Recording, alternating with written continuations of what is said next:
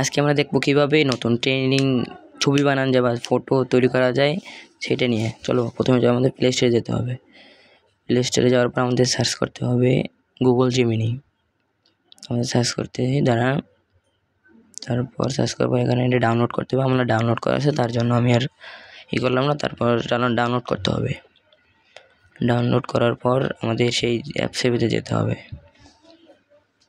অ্যাপসের ভিতরে যেয়ে আমার একটা ছবি লাগাতে হবে। এই ছবিতে যেন ভালো পরিষ্কার আপনার ফুল ছবিটা ওঠে আর কি। ছবিটা দেওয়ার পর সে জায়গায় একটা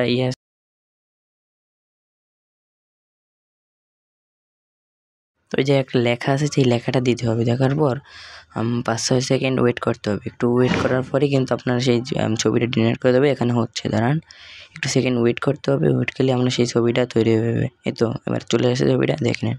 এভাবে এই ছবিটা নতুন ট্রেনিং ছবি তৈরি করা হয়।